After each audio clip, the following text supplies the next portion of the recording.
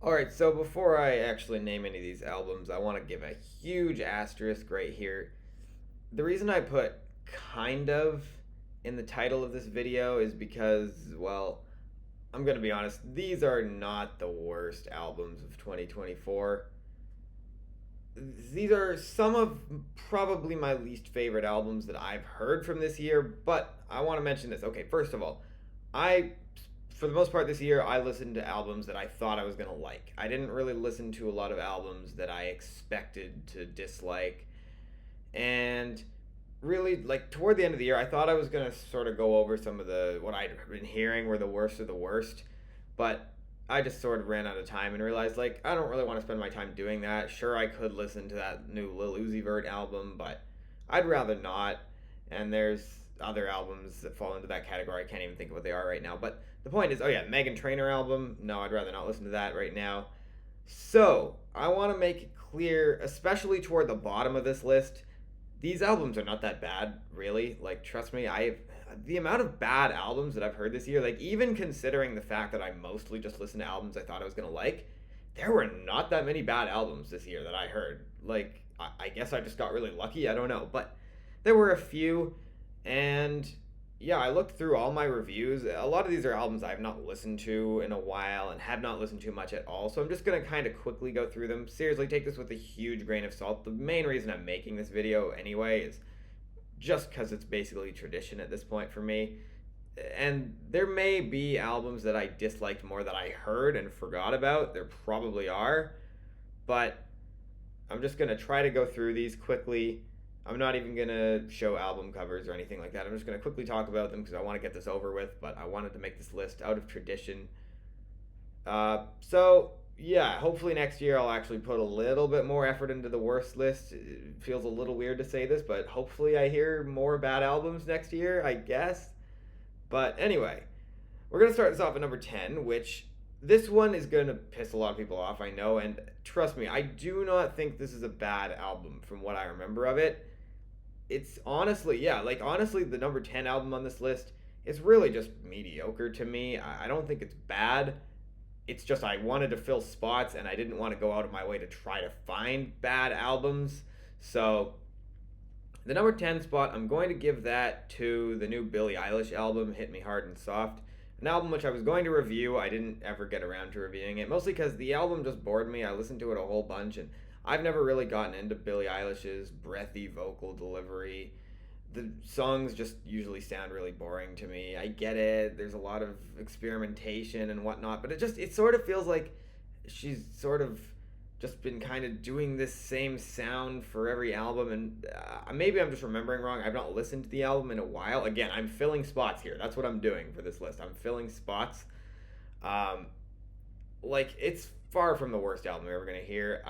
Like, honestly, I was probably gonna give it like a 5 out of 10. Like, it's not a bad record. I just was looking through all the albums I reviewed and realized how few albums I actually gave really low scores, and I'm realizing, like, yeah, it's really, I just had to fill spots, and we're gonna get an album at number 10, which I didn't really dislike. The reason I went with this one instead of, I could have gone with one of many mediocre but not really bad albums. The reason I went with this one is because when I did listen to the singles recently, two of them did end up making my dishonorable mentions for my worst albums list, which, or sorry, not worst albums list, my worst hit songs list, which I'm not sure if that video is up by the time you're watching this. I'll probably post this video first, so spoilers, I'm sorry. But yeah, it's um, just not really for me. That's really all I can say. Like, I listened to a few of the singles recently and realized I really didn't like them, so then I sort of thought maybe the album was worse than I remember, but it's hard to say. It's not the worst album ever, I gotta say. It's just not really for me. Another thing I forgot to say, this video is completely unscripted, so if you're wondering why I'm saying a lot, I'm just trying to think of what to say. Anyway, number 9, we have the album Focus by Betesk. I hope I pronounced that correctly. Another album I've not listened to in a while. It's a sound collage album, which I reviewed back in the summer. I just remember not really liking it very much. I just kind of felt like it was all over the place. Didn't really feel like everything fit together, but again, it's not the worst album you're ever gonna hear. I was filling spots with this list, and number 8. This is where we start to get into the territory of I would not recommend these at all. Number 8 was actually I have to look because I have not listened to this album in so long. It's I Beg Your Pardon by Polalisht. I don't know if I pronounced that correctly. I reviewed this. This is one of the albums I reviewed early in the year in a mini review on my blog. Um, it's like a harsh noise album. It's basically just static. And what I said in my review, which I'm literally just reading right here, it said that there were some small details here and there that felt artistic, but it's still a hard album for me to recommend. Really, it's just like it's not like completely embarrassing for what it's trying to be. I mean, again, it's a harsh noise album. I feel like maybe there's a little bit more to it. Like I remember thinking there were a few subtle details here and there that sort of made it feel a little bit more like there was something there, but it's really just I don't know. I've never understood the appeal of harsh noise music. It basically just sounds like static to me for like half an hour. So if that sounds appealing to you, then go ahead, listen to it. But yeah, no, not for me. Number 7. Speaking of which, on a similar note, I have to find my review of the album to even remember what it's called. I think I know what it's called. It is the album Post Weaning by Pinniped. I think that's how you say that. I'm not really sure. This album, look, a lot of these are by smaller artists, and I feel bad for saying this because, like, I don't want to be the guy going on here telling you, oh yeah, this album by a smaller artist, you shouldn't listen to it. And I'm not necessarily saying you shouldn't listen to it. I'm just saying the thing is, this album here feels like it was made as a joke. It's literally noises made by a seal for I think it's like 15 minutes. Literally, a seal making noises, and that's all the album is. Again, I feel kind of bad for putting these albums by smaller artists, which applies to the last 3 on this list, like numbers 9, 8, and 7. But, I can't take this seriously, and also again, I'm probably giving the artists, if I have any sort of if I ever end up having a large following on YouTube, then me talking about them here is going to give them more attention anyway. So that's kind of the way I look at it. But hey, if this sounds appealing to you, I'm not judging. You can listen to it all you want, but honestly, the only really redeeming thing for me about this album is that it's short. That's about all I have to say about this one. I don't know. This one was certainly something. I guess I can say that. Well, this video is already a lot longer than I thought it was going to be, so I'm just going to quickly go through these last 6 albums. Number 6 is the new Zara Larsson album, Venus, which I reviewed earlier this year on my blog. I really didn't like the vocal production. The songwriting was really generic. I don't actually remember much about this album. I remember the opening track was okay. That's about all I can say. The opening track was okay. The rest of it was awful. Number 5, an album I haven't really listened to much. I didn't review it, but I remember listening to it. I was going to review it, and I decided not to. It's the new One Republic album, which I'm actually forgetting the name of right now, so let me just look that up. My apologies, you can probably hear the typing on the keyboard making sound. The new One Republic album. Anyway, while I wait for the title to load, basically everything you'd expect from a new One Republic album. It's just really, really generic. I've never really understood the appeal of this band based on what I've heard. I haven't heard everything by them. I haven't really done a full deep dive. Artificial Paradise, that's the name of the album. Every time I try to listen to One Republic, though, I'm just this is the most generic, boring, why would this is not the kind of pop music that I want to listen to. I don't think very many people probably would, although they are quite popular. But I don't know. I've never understood it.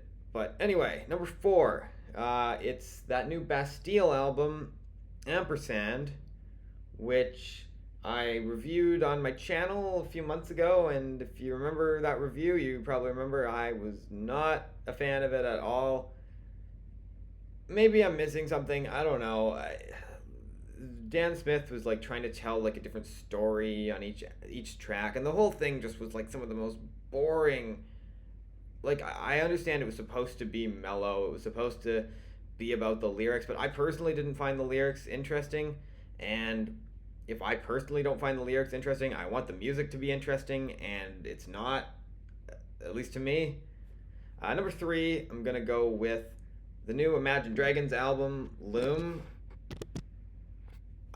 Yeah, this Imagine Dragons. Look, I will defend early Imagine Dragons. I think Night Visions is a really good album. I didn't really like Smoke and Mirrors all that much, but I'm a fan of Evolve. I know, unpopular opinion, but like this band used to be good, and now basically everything I've heard from them in the past like 6 or 7 years has just been like some of the cringiest attempts at pop or rock or genre blending. I don't really remember the individual tracks on this new album, and I think I liked it more than the Mercury albums, or at least Mercury Act One. That had some weird stuff on it, like Cutthroat is a horrible song. But yeah, I don't think this was quite as bad. Again, if I'd actually listened to more albums this year, this one maybe would have made the list. Or sorry, if I'd listened to more albums I thought I was gonna dislike, this one might have made the list. Again, like these albums on this list are not really the worst albums of the year, but yeah, this album was still pretty awful though. Number two, new Katy Perry album. I don't really think there's much for me to add. There were some really bad features on it. The lyrics were just really cringe. The production wasn't very good. I've forgotten most of it. You can watch my review if you want me after just listening to it. If you want to hear my thoughts after just listening to it when I actually remembered the songs more, you can find a review, one of my early videos. It might have been like my second video or something. Anyway, that brings us to number one. And number one, I don't think is going to surprise anybody if you've been watching my channel. New Falling in Reverse album, Popular Monster. Again, if you want to watch my review, you can. But it's basically just 40-ish minutes, I'm pretty sure, of Ronnie Radke complaining because people get mad at him for all the shitty things that he's done, and he thinks that that's all everybody else's fault. No, everyone's so sensitive. Oh no, why am I being canceled? And yeah, it's basically that for the entire album. And the vocals are terrible. They are not good at making metal music at all. It sounds awful. You know what? Okay, I will say this. I have listened to some of Falling in Reverse's early stuff just out of curiosity. Some of it was okay. They had some bangers. But yeah, the new album sucks. That's all I'm gonna say for now. I know this video is really low quality. I'm just kind of making everything up on the spot. But yeah, I didn't really feel like putting a ton of effort into the worst list. I'm assuming this video will probably be posted before my worst hit songs. So I've got worst hit songs coming up and best hit songs. Both of those are filmed. I just haven't uploaded them yet. Probably I haven't uploaded them yet. Maybe they have been uploaded by the time this is published. I haven't fully decided what order I'm going to post them in. But yeah, then I've got best albums and best songs coming up. I'm also not sure how high effort those will be because just for time reasons. But anyway, thank you for watching. I will see you all later.